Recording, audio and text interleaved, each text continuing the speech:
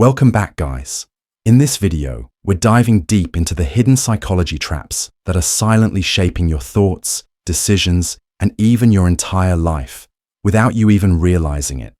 From subtle mind games to the scary truths behind everyday habits. This one's going to open your eyes in ways you didn't expect. Before we begin, tell me in the comments where you're watching from and what time it is for you. It's genuinely fascinating to see where people are joining us from. Dim the lights, get comfortable, and let's explore the psychology you were never meant to notice. Gaslighting. Gaslighting is not a sudden storm that shakes you awake. It's a quiet fog that rolls in slowly, softly, until one day you can't remember what it felt like to see clearly. It begins with a strange conversation, a denial that doesn't quite make sense. A moment where someone tells you, gently, that what you saw didn't happen, or that what you felt wasn't real. And though a part of you resists, another part begins to doubt. Over time, this doubt grows legs, then a voice, then a home inside your head, whispering that maybe you are overreacting. Maybe you do misremember. Maybe your mind can't be trusted after all. And so you stop arguing, stop questioning, and instead, you start bending your truth to fit their comfort, bending your instincts to match their version of events, until your thoughts no longer feel like your own. You find yourself apologizing constantly, second-guessing every emotion before it leaves your mouth, and feeling a strange guilt for simply existing with a perspective that doesn't align with theirs. The scariest part is that it doesn't feel like abuse. It feels like confusion, like walking through a house where all the furniture has been moved, but no one will admit it, where everything looks familiar, but nothing feels safe. And by the time you realize you've been manipulated, you've already begun to gaslight yourself, telling yourself they didn't mean it, that you're just being dramatic, that it's all in your head, even though deep down, you know it isn't. Because that's what gaslighting steals from you first, your clarity. And once that's gone, everything else follows. Groupthink. Groupthink is what happens when the desire to belong becomes stronger than the desire to be right. When people stop thinking for themselves, not because they can't, but because thinking differently feels too risky. It begins in rooms where the loudest voice shapes the silence, where doubt is swallowed because everyone else seems so certain, where people nod, not because they agree, but because disagreeing would mean standing alone. And so the illusion is built that everyone's on the same page, that the consensus is truth, that the group knows best. But deep down, behind polite smiles and subtle glances, a quiet resistance grows, a voice inside that whispers, something feels off, but is quickly buried under the weight of belonging. Because to question the group is to risk exile. To raise your hand is to risk being labeled the outsider, the difficult one, the enemy of harmony. So people stay quiet. They agree when they don't. They participate in decisions they don't believe in. They go along, just like everyone else. And the longer this continues, the harder it becomes to remember what you actually think, where your thoughts end and theirs begin, or whether you ever truly believed what the group said you did. Groupthink doesn't just kill disagreement, it erases identity. And by the time someone finally speaks up, the damage is already done, not just to the group, but to the people who lost themselves in the comfort of agreement. Anchoring bias. Anchoring bias is the invisible weight that latches onto your mind the moment you hear the first number, the first detail, the first idea, whether it's true or not. It's what happens when your brain grabs onto the first piece of information, like it's a lifeline in the dark, and then drags every future thought through it like a filter you didn't choose to wear. That first price you saw, that first opinion someone gave, that first impression that landed too hard, all of it becomes the anchor, holding your perception in place, no matter how far the truth might be. And the scariest part is, you never realize it's happening. You think you're being objective. You think you're weighing the facts. But really, your mind has already picked a side, already chosen a starting point, and everything that comes after gets pulled toward it like gravity. You see it in negotiations, where someone throws out a high number, and suddenly anything lower feels like a deal, even if it isn't. You see it in judgments, when someone looks confident, and you assume they're competent too. You see it in your own memory, when the first version of a story becomes the real one, and everything else that contradicts it feels wrong, even if it's more accurate. The anchor doesn't have to be loud. It doesn't have to be true. It just has to be first. And once it's there, it becomes the reference point for everything else. Every decision, every evaluation, every belief. And you carry it without realizing it, like a weight on your thinking, a tilt in your judgment, a bias so deeply woven into your thoughts that you confuse it for instinct. But it's not instinct, it's conditioning. And until you learn to pause, to question the first thing you were told, to step back and ask, what if this isn't the center? You're not thinking freely. You're just orbiting the anchor. FOMO. The fear of missing out.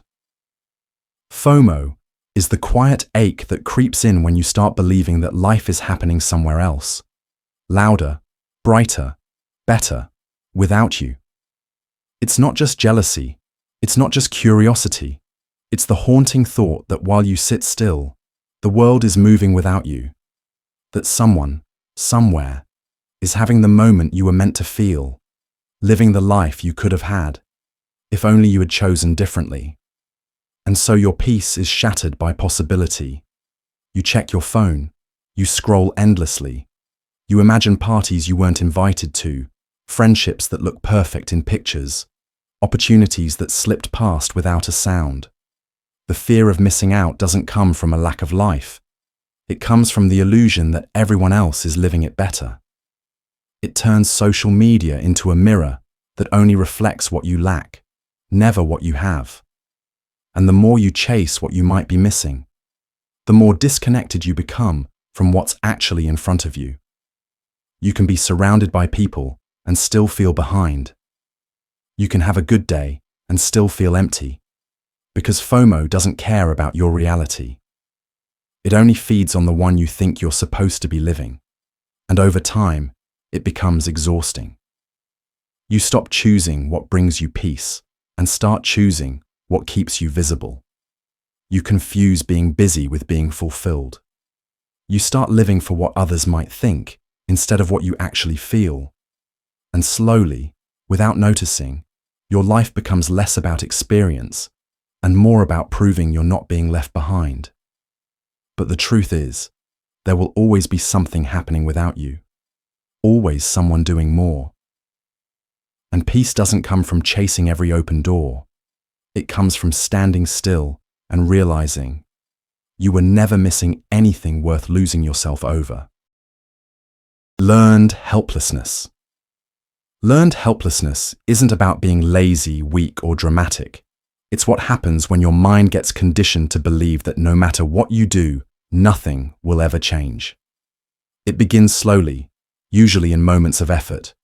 When you try, when you hope, when you reach out, and every single time, the world pushes back with silence, failure, rejection, or pain. You start out fighting, full of energy, full of belief that your actions mean something. But each time you get burned, something inside you dulls just a little. Eventually, your brain stops associating effort with results. You internalize the failure, and then, one day, you stop trying. Not because you don't care, but because deep down, you've learned that caring hurts more. It's like being locked in a cage that used to shock you every time you moved, until finally, you just lay still. Even after the door has been left wide open. Your body could get up, could leave, could run. But your mind whispers, what's the point? So you stay. Not because you can't escape, but because you've forgotten that escape is possible. That's what makes learned helplessness so dangerous. It doesn't steal your freedom. It convinces you you never had any to begin with. You begin to accept things you hate. You make peace with situations that hurt. You let people mistreat you, not because you think they're right, but because you've stopped believing you deserve better. And maybe the most haunting part is that sometimes someone could offer you a hand, a way out, a door to something new, and you'd still turn away. Because helplessness, once learned, becomes a habit, a reflex, a way of living where disappointment feels safer than hope, where numbness feels easier than trying again, where surviving becomes more familiar than actually living. And until something breaks the cycle, until someone reminds you that you can move, that you can choose, that not every door is locked forever, you stay in that invisible prison, mistaking it for shelter. But it's not. It never was. It's just the echo of a lie the world convinced you to believe, that no matter what you do, nothing will change. Negativity bias.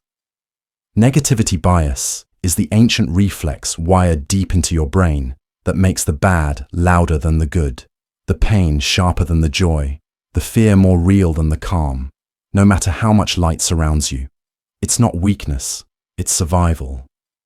Thousands of years ago, your ancestors didn't need to remember the sunset. They needed to remember the snake in the grass. And so your brain evolved to lock onto the negative like a warning sign, like a siren, like something that must not be ignored. That one insult drowns out the 10 compliments. That one failure haunts you longer than 100 wins. That one moment of embarrassment replays in your mind while every peaceful hour disappears into static. It's why you can lie in bed after a decent day, and instead of feeling calm, you suddenly remember something cringy you said 4 years ago. It's why good news feels fleeting, but bad news lingers like fog. Your brain clings to it, not because it wants to hurt you, but because it still thinks it's keeping you safe. But the world has changed. The threats aren't saber-toothed tigers anymore. They're deadlines, social judgment, emotional wounds. Yet your brain still treats them like life or death. It amplifies the bad, mutes the good. It scans every room for danger, even when you're finally safe. And if you're not aware of it, the negativity bias can shape your entire story. You'll start believing the world is worse than it is, that people are colder than they are, that you are less than you truly are. You'll stop seeing the full picture and start living in the shadow of only the darkest parts. But the truth is, your brain isn't lying to you. It's just protecting you the way it always has. And sometimes, the most powerful thing you can do is thank it, and then look for the light anyway. Trauma bonding. Trauma bonding is one of the strangest, most painful tricks the mind can play on itself, because it doesn't happen when everything is good. It forms in the middle of chaos, in the moments where pain and comfort become impossible to separate. It begins in a cycle, the intensity, the fear, the apology, the tenderness after the storm. You're pulled into a pattern where the same person who wounds you also soothes you, where the arms that make you flinch become the ones you run to when the world feels cold. And even though it doesn't make sense, even though your gut knows something is wrong, the brain doesn't want what's safe. It wants what's familiar. Over time, the highs become euphoric, the lows become unbearable, and your emotions start to live in extremes. Love and fear, connection and panic, trust and betrayal, all tangled into one invisible thread wrapped tightly around your mind. You start rationalizing the pain, telling yourself they had a rough day, that they didn't mean it, that you just need to be more patient, more loving, more silent. You begin to crave their validation, not because it's healthy, but because without it, you feel empty, broken, unworthy. And you cling to the rare moments of kindness like a starving person clings to crumbs.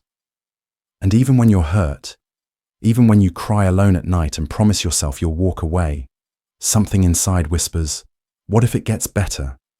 Because trauma bonding convinces you that this pain is a part of love, that all relationships are hard, that the chaos is normal. But it's not. It's just that your brain has linked survival to connection, and now it confuses abuse for intimacy. And the cruelest part, you don't stay because you're weak. You stay because at some point, this person made you feel like you didn't deserve anything better. And that's the wound you keep trying to heal inside the very fire that caused it. Confirmation bias. Confirmation bias is the invisible filter your brain applies to everything you see, everything you hear, everything you experience, without asking for your permission. It's not about truth. It's about comfort. It's the mind's quiet way of protecting the beliefs you've already chosen, even if they're flawed, broken, or built on a foundation that's no longer real. When something agrees with what you already think, you absorb it without resistance. You nod. You feel validated. You say, I knew it. But when something challenges your view, something unfamiliar, something uncomfortable, your brain flinches, rejects, dismisses, rewrites, or ignores it entirely. It's why arguments go in circles. Why people can stare at the same event and walk away with opposite conclusions. Why facts can lose against feelings. And why you can trap yourself in an echo chamber that sounds like knowledge, but is actually just your own voice bouncing back at you. Confirmation bias turns learning into a mirror instead of a window. You stop asking, is this true? And start asking, does this make me feel right? And over time, that need to feel right becomes more important than being right.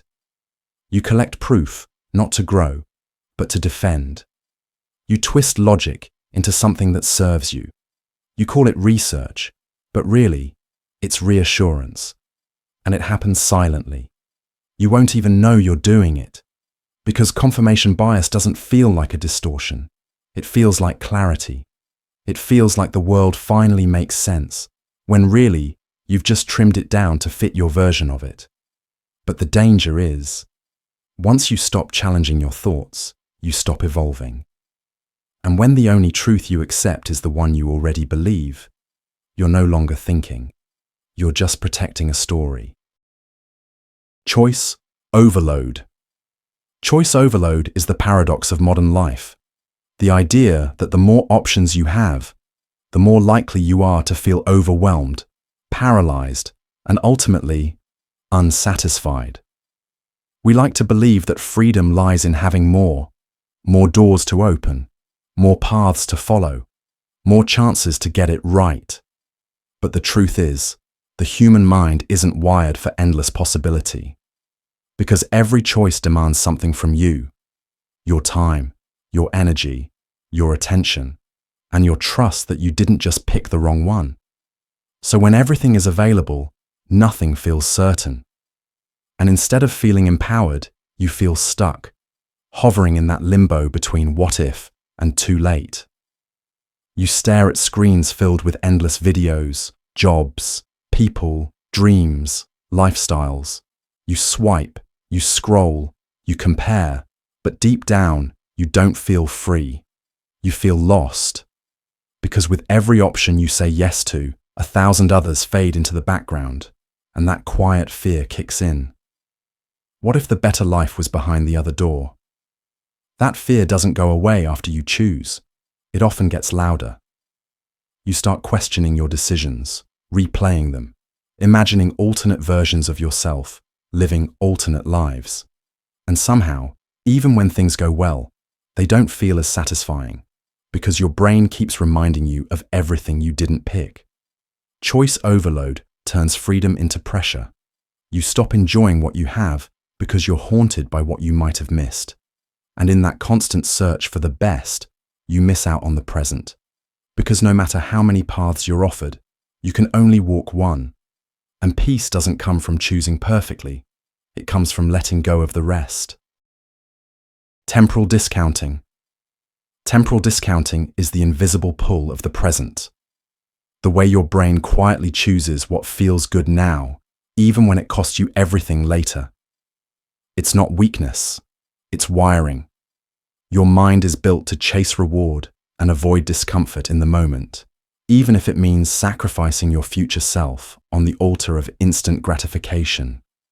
You tell yourself you'll start tomorrow. You'll save next week.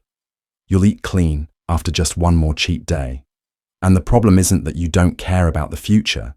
It's that the future feels far away, almost like it belongs to someone else. That future version of you, he's always stronger, more disciplined, more focused. He'll wake up early, he'll handle it, he'll fix the damage. But that version of you never arrives, because every later becomes a new now, and the cycle repeats.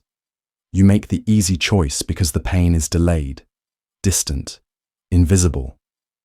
And what's close, what's immediate, pleasure, comfort, escape, it wins, every time. Temporal discounting is why we procrastinate, why we spend money we don't have, why we stay in cycles we know are killing us slowly. The consequences are real, but they don't feel real until it's too late. And the scariest part, it doesn't feel like a bad decision in the moment. It feels reasonable, deserved, justified. You convince yourself it's harmless. Until one day, you look back and realize that the life you're living isn't the one you wanted, just the one that was easy to choose over and over again. Because the truth is, your future is built by the version of you that exists right now. And every time you hand him your problems with the promise, he'll figure it out, you're burying your potential under the weight of your present comfort. The Overconfidence Effect. The overconfidence effect is the quiet trick your mind plays when it tells you that you're right, long before you've earned it. It's not about ego or arrogance, not in the loud, obvious way. It's more subtle than that. It's the steady, invisible bias that makes you overestimate your knowledge, your accuracy, your odds, your memory, your skill. You don't mean to do it. No one does. But deep down, your brain loves certainty. It loves the feeling of I know more than the discomfort of I might be wrong. And so it builds confidence faster than it builds truth. It's when someone argues a point with conviction, but their facts are shaky. When people guess without checking, assume without asking, decide without doubting.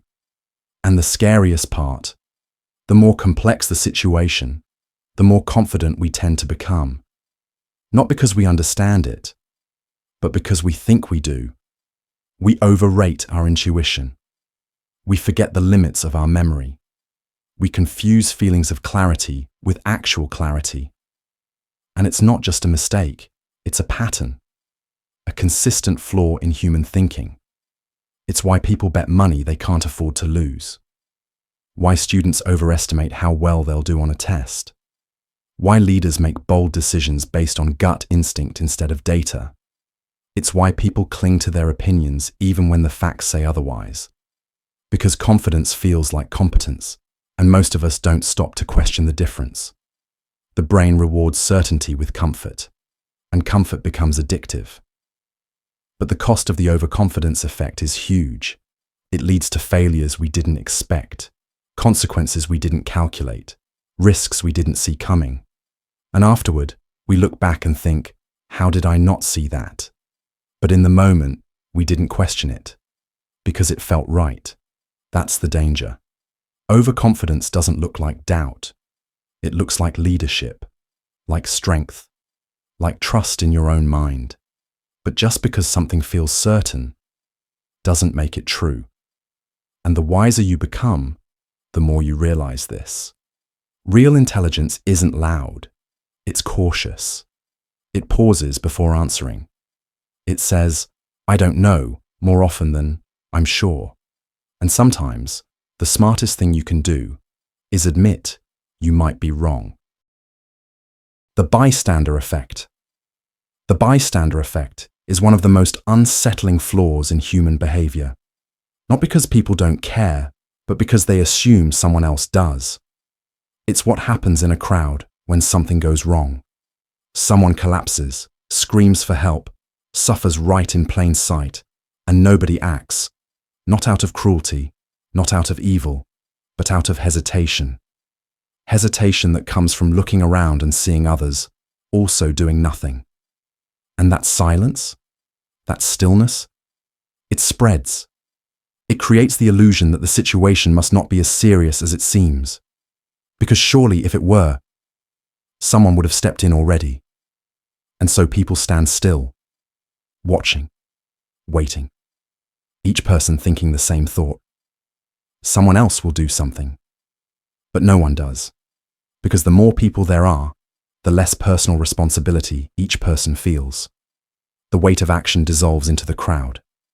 And slowly, tragedy becomes background noise. Urgency fades into indecision. A life can fall apart in the middle of a street and still be surrounded by dozens of witnesses who walk away, later telling themselves, "I didn't know what to do. I thought someone else had it. It didn't look that bad." But the truth is, it did. You saw it. Everyone did. The bystander effect doesn't happen because people are blind. It happens because people are afraid to be first. First to speak. First to move. First to risk looking dramatic, wrong, or alone. And so, in the fear of standing out, they stay silent together. A group of individuals, all watching, all hoping someone else will take the blame or the credit. And in the end, no one does. The optimism bias. The optimism bias is the gentle illusion that tomorrow will somehow be better, safer, easier, just because you want it to be. It's the part of your mind that downplays risk, waves off warning signs, and whispers that bad things happen, but not to you. That accidents are for other people. That heartbreak, failure, illness, tragedy, they're distant stories, not personal realities. It's not denial, it's comfort. It's a psychological safety net that keeps you moving forward, even when the odds say you should slow down. Because if you truly felt how uncertain life was, if you really internalized how fragile it all is, you might never get out of bed. So instead, you plan like everything will go your way. You assume the road will stay clear, the relationship will last, the job will come through, the future will unfold gently in your favor. And when something bad does happen, you call it unfair, unthinkable, a shock, even though deep down, you always knew life was unpredictable.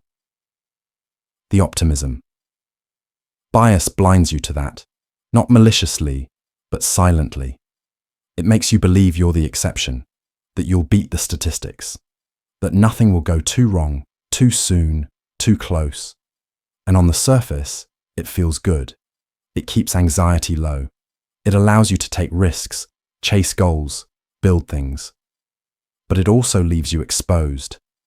Because when the storm finally comes, and it always does, you're not ready. You weren't prepared. You didn't save. You didn't say what needed to be said. You didn't imagine that things could actually fall apart. Because your mind protected you with false hope. A soft lie that everything will be fine, just because you believe it will. But optimism without awareness is a trap. Because not everything works out. Not everyone wins. Not every risk pays off. And sometimes, the most loving thing you can do for your future self is to imagine what could go wrong and plan for it. The Zeigarnik Effect. The Zeigarnik Effect is the mind's quiet obsession with the incomplete, the strange way that unfinished tasks, unresolved thoughts, and open loops take up more space in your head than the things you've already done.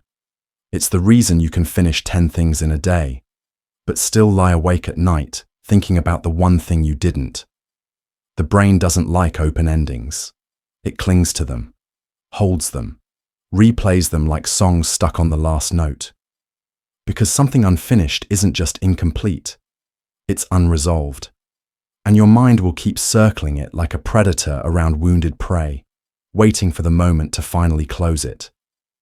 That's why undone tasks nag at you.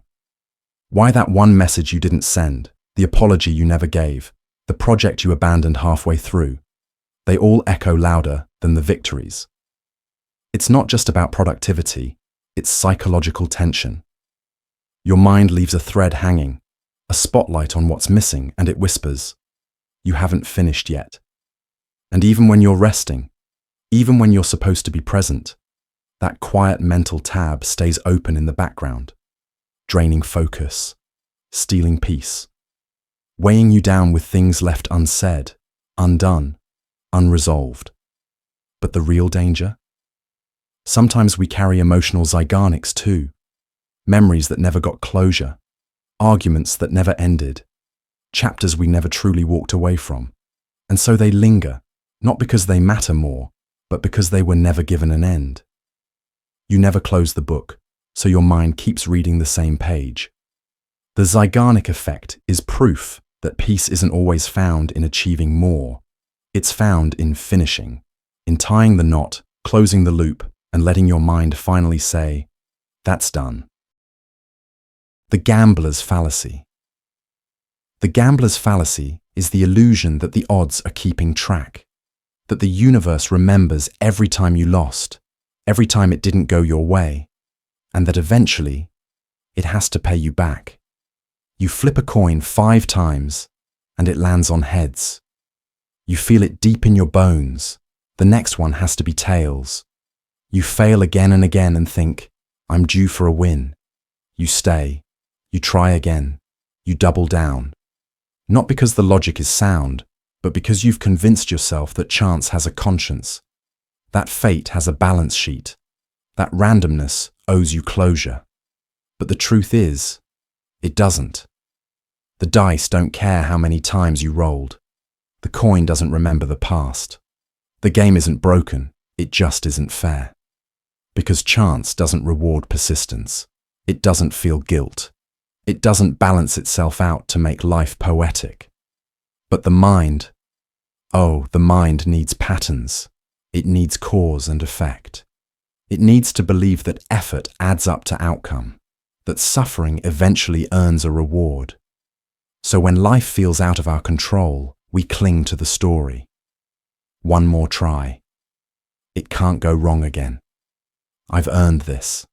And that's where the fallacy takes root. You start making decisions not on probability, but on emotion. You stay at the table long after your odds have vanished. You invest more, even when you have less. You chase a high that's already left the room. Not because the chance is good, but because the loss feels unfair. And so the fallacy doesn't just cost money, it costs time, hope, peace. Because you're not just gambling with numbers anymore. You're gambling with belief. And in that moment, the house always wins. The social comparison trap. The social comparison trap is the slow erosion of joy that happens when you stop measuring your life by your own truth and start measuring it against someone else's highlight reel. It's subtle at first. Just a glance, a scroll, a moment where someone else's success, beauty, happiness, or ease makes you pause and question your own. You see someone younger doing more, someone older looking better, someone you barely know, suddenly becoming the mirror you judge yourself against. And without realizing it, your wins don't feel like wins anymore. They feel small, late, or not enough. Because now you're not just living, you're competing, quietly, constantly. Your life becomes a race you never meant to run. You start comparing bodies, bank accounts, relationships, followers, smiles, vacations, skin, muscles, status, anything that can be ranked, anything that can convince you that you're behind. But comparison doesn't tell the truth. It tells the most distorted version of it. Because what you're seeing isn't reality. You're seeing their best moments edited into perfection, while your worst moments play in your head on repeat. And that gap between the two? That's where self-doubt thrives. The social comparison trap makes it impossible to be fully present. You could be surrounded by love, laughter, and enough, but still feel empty, because your mind is somewhere else, in someone else's story, chasing someone else's idea of worth. You stop seeing what you have. You stop loving who you are. You turn every part of yourself into a question. Am I good enough yet? But the truth is, Comparison is a thief. It doesn't just steal your peace, it steals your identity. And the only way out is to remember that your life was never meant to match theirs. It was meant to be yours. The foot in the door technique. The foot in the door technique is the art of making you agree to something big, by first getting you to say yes to something small. It starts simple, innocent, a favor, a question, a tiny request that seems too minor to refuse, and because it feels safe, polite, reasonable, you agree. But what you don't realize is that the first yes isn't the point. It's the doorway. It's the test. Because once you agree to the small thing, your mind starts rewriting the story of who you are. I said yes, so I must be helpful, cooperative, agreeable. And the next request, just slightly bigger, slides in more easily. You say yes again, and again, and again. And before you know it, you've crossed a line you never meant to approach. Because this isn't just about persuasion, it's about identity. The technique doesn't work by force. It works by shaping who you believe yourself to be. It uses your own need for internal consistency to keep you trapped. You don't want to seem like you're backing out. You don't want to feel like the bad guy. So you keep going. You tell yourself it's no big deal. It's just this one last thing, until the ask becomes uncomfortable. But by then, your past agreements are working against you. Because walking away now would make you question all the little yeses that brought you here. And that's the trap. Not the final request, but the slow build-up that made it feel inevitable. Whether it's manipulation in relationships, marketing tactics, cult psychology, or social pressure, the foot in the door doesn't kick it open. It waits, patiently, until you open it wide yourself. And once you do, it's not always easy to close again. The illusion of control. The illusion of control is the comforting lie we tell ourselves to survive a world that is far too chaotic, far too unpredictable, and far too indifferent to our plans. We like to believe that if we do everything right, if we wake up early, eat healthy, think positively, speak carefully, follow every rule, then things will go our way. That we are the authors of our own fate, that every outcome is simply the result of effort, strategy, and discipline. And so, we plan, we calculate, we overthink, we build routines, attach meaning to numbers, signs, patterns, anything that gives us the feeling that we are steering the ship. But life doesn't always follow logic, and reality doesn't always reward effort. Sometimes good people suffer, the kind ones get left behind, the strong ones break, and nothing we did or didn't do would have changed the ending. And when that happens, when the randomness breaks through our illusion, we scramble to take the blame, to find a reason, because the idea that we are not in control is more terrifying than believing we somehow failed. So we create false stories. We look for missed signs. We think, if only I had said something different, or if I hadn't made that choice, as if regret can rewrite time. But control, real control, is limited. We can choose our actions, but not always their outcomes. We can prepare, but we can't predict. And when you finally accept that, when you let go of the need to master every variable, you stop living in fear of the unknown and start living in peace with the uncertainty. Because control isn't about holding tighter, it's about learning to breathe, even when the ground shifts beneath you. Stockholm Syndrome. Stockholm Syndrome is one of the darkest survival responses your mind can create.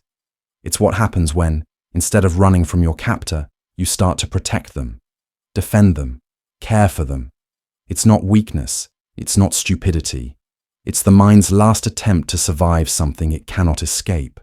When you're trapped, physically, emotionally, psychologically, and every cry for help goes unheard, something inside starts to shift.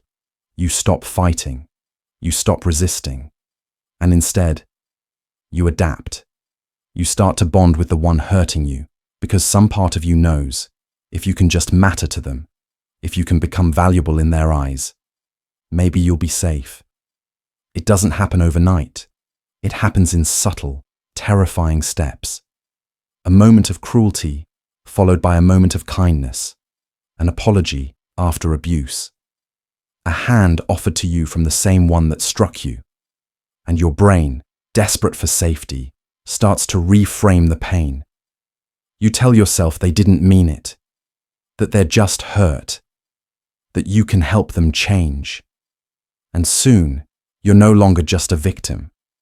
You're emotionally entangled in the illusion that this person, this captor, this manipulator, cares. You begin to believe that what you're experiencing is love, loyalty, something deeper than anyone else could understand. But it isn't love, it's trauma, dressed up in borrowed tenderness. Stockholm Syndrome is survival turned inside out. It's your instincts trying to protect you by reshaping your truth. You bond with your abuser not because you choose to, but because it feels safer than admitting you have no control at all. Because admitting that the person you depend on is the same one destroying you is too much to hold. And the most haunting part, even if the cage is opened, even if the chains fall away, you might not run, because by then you've stopped seeing them as the enemy and started seeing them as the only thing keeping you from breaking. The curse of knowledge. The curse of knowledge is the invisible wall that forms the moment you understand something so deeply, you can no longer remember what it felt like to not understand it. It's not arrogance, it's not ego, it's blindness, a kind that hides behind intelligence. Because once your mind fully wraps itself around a concept, a skill, a truth, it quietly erases the steps it took to get there. And suddenly, you expect others to just get it, to follow your pace, to read between lines you no longer realize are invisible to them. You forget the confusion, the struggle, the 1,000 quiet moments when you didn't know either, because now you do. And that knowledge, instead of creating empathy, becomes a barrier. It's why brilliant teachers can't explain simple ideas, why experts make terrible guides, why people dismiss stupid questions without realizing they once had them too. The curse of knowledge tricks you into thinking you're communicating clearly, when you're not. It makes you impatient, distant, unaware of how much you've internalized. And slowly, it pushes you further from the people who don't share your experience.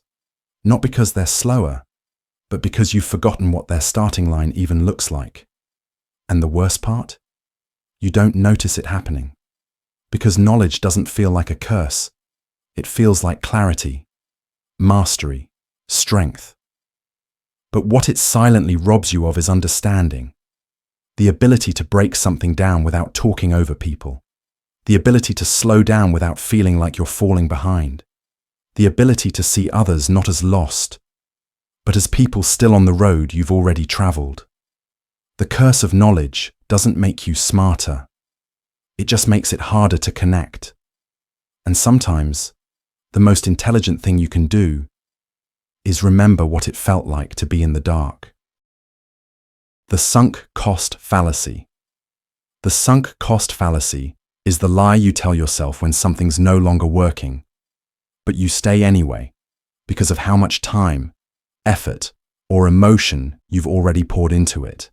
It's not logic. It's not loyalty. It's fear.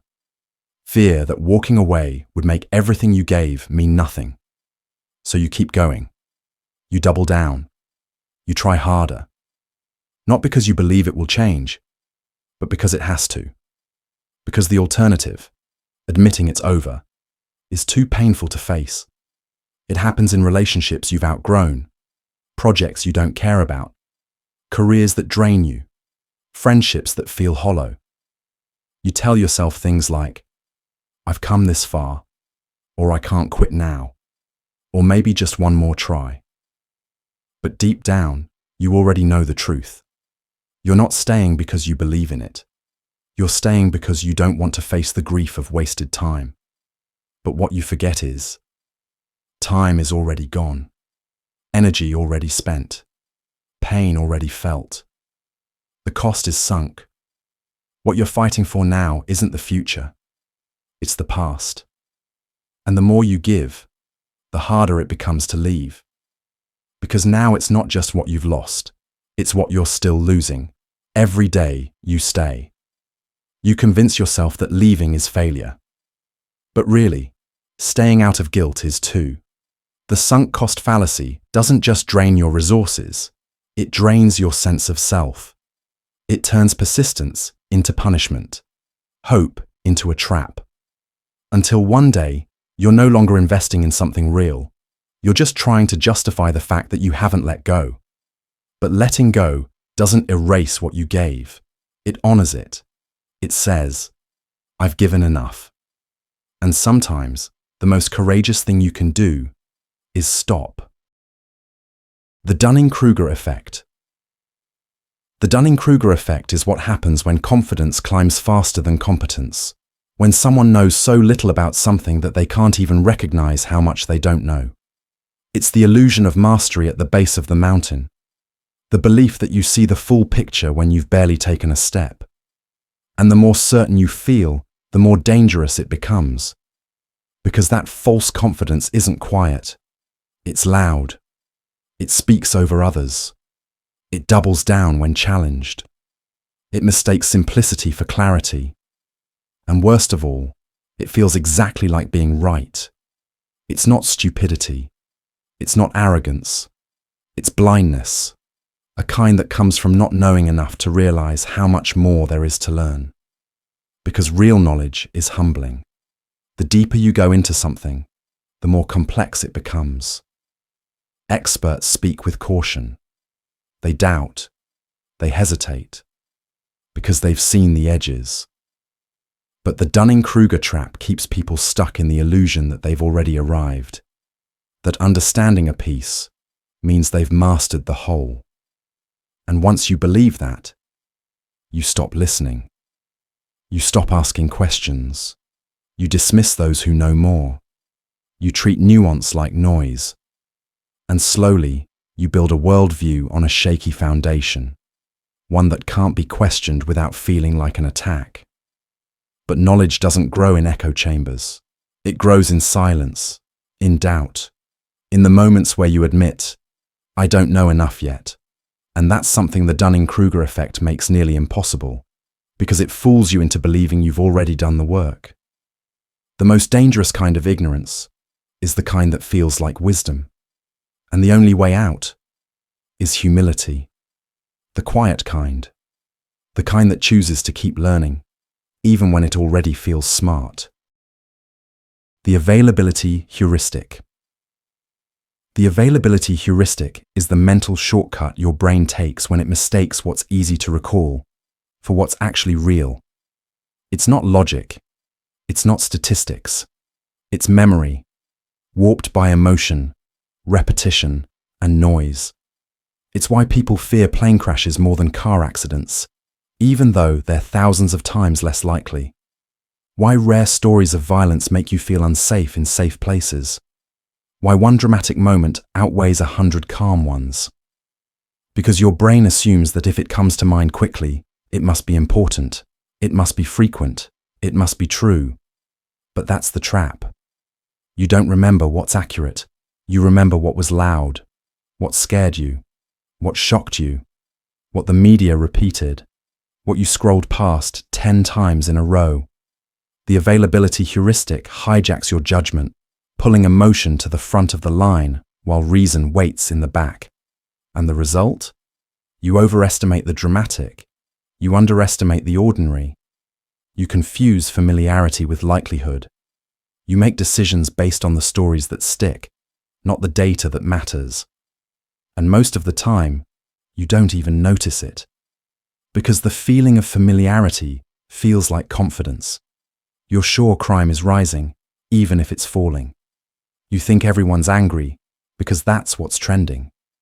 You assume disaster is just around the corner, because your mind is cluttered with worst-case headlines and outliers treated like norms. You think you're being cautious. But really, You're being misled by the loudest memories. The availability heuristic doesn't make you foolish. It makes you human. But if you don't slow down, if you don't step back and ask, is this just what I remember, or is this actually true? You'll end up trusting the wrong things, fearing the wrong things, living your life based on what your brain can recall, instead of what reality is trying to tell you. The planning fallacy. The planning fallacy is the subtle, self-deceiving belief that this time, you'll get it done faster. That this time, things will go smoothly. No interruptions, no delays. You make the plan. You map it out. It feels clean, structured, efficient. But deep down, you're not planning reality. You're planning hope. You imagine the version of events where nothing goes wrong, where you stay focused, where time bends in your favor, and you ignore the history you've lived 100 times already. The detours, the fatigue, the chaos that always shows up uninvited. You tell yourself it'll take 2 hours. It takes 5. You say you'll finish the project next week. 2 months pass. You think the journey will be a straight line. But life doesn't move in lines. It moves in circles, setbacks, and sudden slowdowns. But the planning fallacy makes you forget that. It blinds you with optimism. You trust the best-case scenario, not because you're naive, but because your brain wants to believe it. It wants progress, control, certainty. And so, it underestimates complexity and overestimates you. Even when you've seen yourself miss deadlines, extend goals, reschedule tasks, you keep thinking the next plan will be different. But it's not just time you're underestimating. It's resistance, distraction, burnout, life itself. And every time you fail to account for that, the gap between expectation and reality grows wider. And with it, your frustration, your shame, your self-doubt. But here's the truth. The planning fallacy hides. Underestimating isn't failure. It's natural. What matters isn't how perfect your plan looks on paper.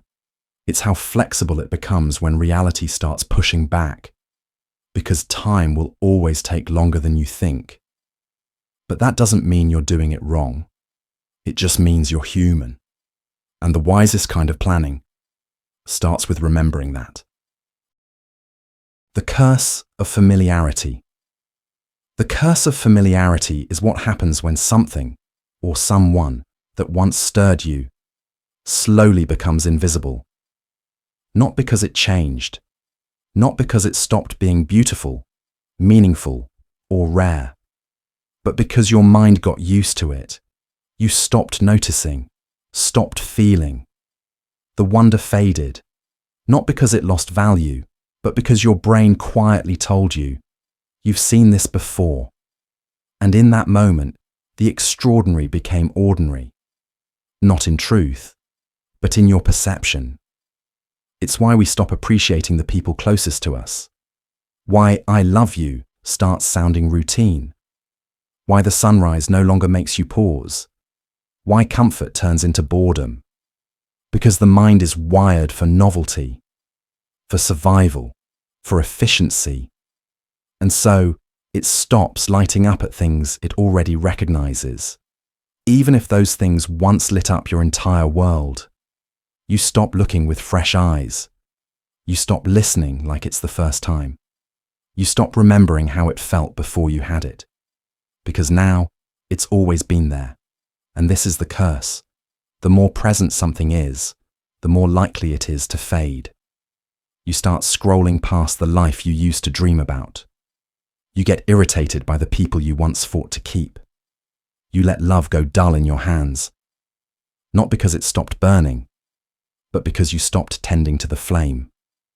You think the spark is gone, when really, your attention is, and nothing dies faster than something taken for granted. The curse of familiarity doesn't steal things from you. It just makes you forget they mattered. And by the time you realize it, sometimes it's too late. Sometimes the person, the moment, the gift is already gone. And only then does your brain light up again, not with presence, but with grief. Because the tragedy wasn't that it disappeared, it's that it was there all along and you just stopped seeing it. The Ostrich Effect. The Ostrich Effect is the quiet decision to not look, because deep down, you already know you won't like what you'll see.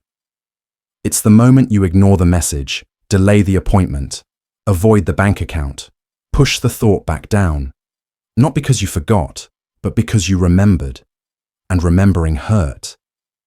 It's what happens when facing the truth feels heavier than carrying the anxiety of pretending it's not there. So you bury your head in distraction. You tell yourself you'll deal with it tomorrow. You numb out with noise, screens, excuses. You look away, hoping the problem disappears when your attention does. But it doesn't. The bills still pile up. The health symptoms still worsen. The cracks in your relationship still spread. And the silence doesn't erase the damage. It only delays the moment it finally demands your attention. Because the ostrich effect feels protective, but it's a slow self-sabotage. It gives you relief now at the cost of pain later. The longer you avoid it, the bigger it grows in the dark. And by the time you finally face it, it's no longer just a problem. It's a consequence. But the hardest part? You convince yourself that not looking is control, that ignorance is calm, that avoidance is rest. But it's not. It's tension with no release, fear with no plan, a future screaming for your presence while you stay hidden in the comfort of not knowing. And the longer you stay there, the harder it becomes to come up for air. The ostrich effect doesn't protect you from the truth. It just blinds you until it's too loud to ignore. And when that day comes, you'll realize the thing you feared most wasn't the truth itself. It was the time you wasted pretending it wasn't real. Status quo bias. Status quo bias is the subtle, invisible pull to keep things exactly as they are, not because they're good, but because they're familiar. It's the reason people stay in jobs they hate, in routines that dull them, in relationships that feel more like memory than meaning. It's not fear of change that holds them. It's comfort with what already exists, the known, the predictable, the easy rhythm of, at least I know how this feels. And so, even when something better is possible, you hesitate.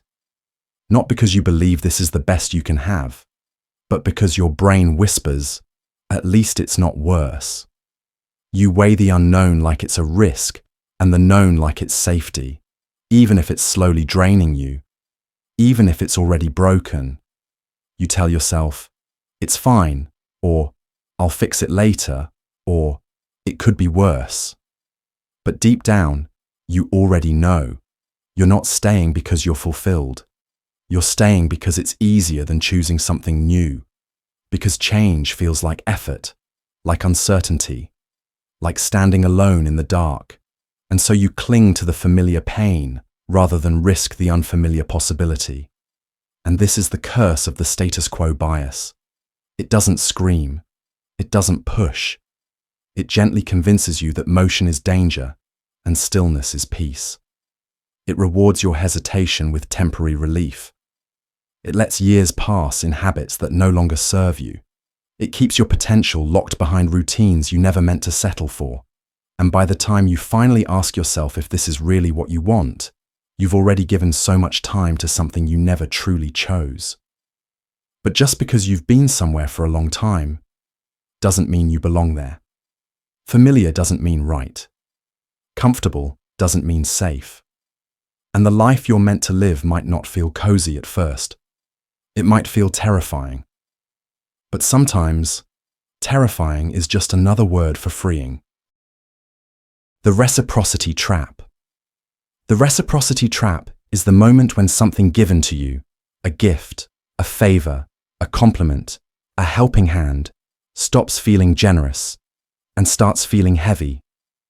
It's the feeling that now, somehow, you owe something back. Not because anyone said it out loud, but because the gesture was kind enough, timed just right, wrapped in warmth that made rejection feel wrong. And so you say yes. You nod. You give back, even when it costs you. Not because you want to, but because walking away would feel ungrateful. This isn't about gratitude. It's about pressure dressed as politeness. Reciprocity on its own is human, beautiful, even. But in the wrong hands, or the wrong moment, it becomes a tool, a lever, a trap that turns, "I did something for you," into, "Now you owe me." You feel it when someone brings up their help in the middle of a disagreement, when you hesitate to say no because they were there for you once, when you feel guilt for not matching the energy even though you never asked for any of it.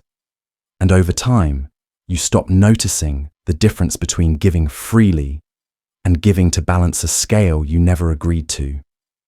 You sacrifice your time, your peace, your boundaries, not because you want to, but because you feel like you have to.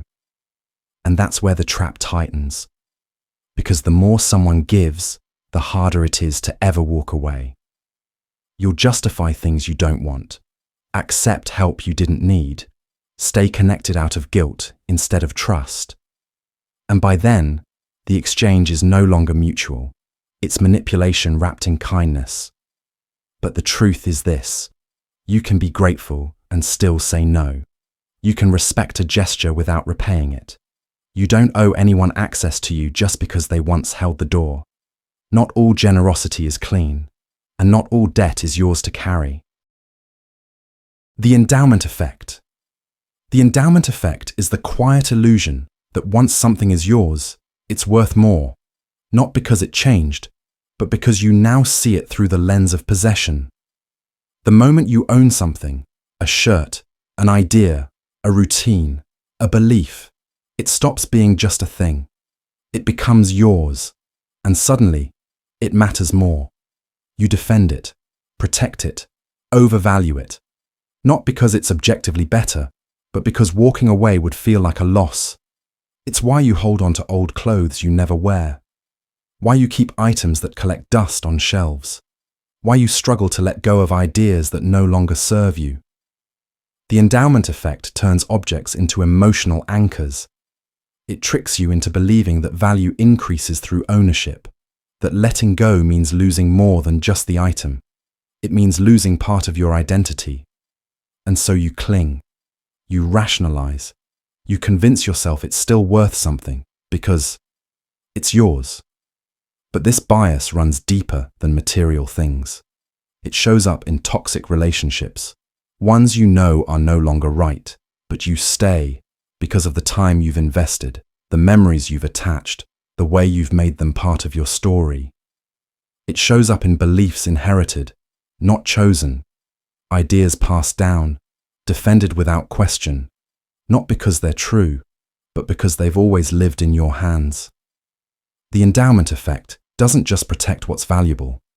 It makes the familiar feel valuable, even if it's rotting, even if it's dragging you down. And the tragedy? Sometimes you don't realize the weight you're carrying until it's gone. You don't realize how tightly you were gripping things that no longer fit the person you're becoming. Ownership is powerful, but it's not always proof of value. And just because something is yours doesn't mean you need to keep it. Projection bias. Projection bias is the quiet lie your mind tells you when it convinces you that how you feel now is how you'll always feel.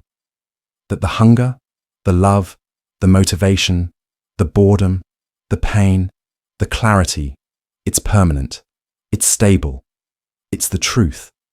So you make decisions from it, big ones. You commit, you cut off, you chase, you reject. Not because the choice is right, but because right now, it feels right. You assume the future version of you will think the same, want the same, need the same. And so you plan your life around a version of yourself that may not exist tomorrow. It's why people overeat when they're starving, overpromise when they're inspired, overspend when they're excited, and say things they don't mean when they're angry. Because in that moment, the emotion feels like logic, and you don't pause to imagine that you might feel differently in an hour, a day, a year. Projection bias narrows your vision. It locks you into the now and calls it forever. You think, I'll always love them. I'll always hate this. I'll never change my mind. But you will. You always do. And that's the trap. You can ruin something real because you're too focused on a temporary rush. Or you can hold on to something broken because you're remembering how you felt the day it started, not how you feel now. You confuse the current state of mind for the final version of truth. But emotions aren't stable. Desires shift. Energy fades. Clarity distorts. And if you keep projecting the present into the future, you'll keep waking up in lives that no longer fit. Projection bias doesn't make you reckless. It makes you short-sighted. It tells you that right now is the only lens worth using. But the wisest version of you, the future you, he wishes you'd slow down. Think forward, because not everything you want today is meant to last. The framing effect.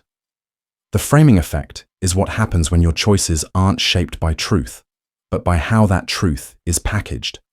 It's not the numbers that change. It's not the facts. It's the lens, the angle, the emotional filter laid over the message. Two statements can be identical in meaning, 90% success rate and 10% failure rate, but your mind reacts to them differently. You feel safer with the first, more cautious with the second. Same truth, different frame, different decision. That's the trap. You think you're thinking clearly, but you're reacting to tone, not substance, to the way the information was framed around your instincts. It happens in politics, in relationships, in marketing, in daily life. Say something in a way that feels positive, hopeful, promising, and people lean in. Say the same thing shaded with fear, danger, risk, and people pull back, not because they understand the facts better, but because their emotional reaction to the wording decides for them. And this isn't just about others doing it to you. You do it to yourself. Every time you avoid a challenge by calling it too risky instead of an opportunity, every time you justify staying by framing it as stable instead of stuck, every time you call failure proof you're not good enough instead of feedback you needed, the words you choose shape the world you see. The framing effect doesn't lie to you. It guides you, gently, silently, away from logic and toward emotion. And the scariest part? You usually don't even notice it, because the message still sounds like truth. It just doesn't feel like it anymore. So if you really want to think clearly, don't just ask what's being said. Ask how it's being said, and why.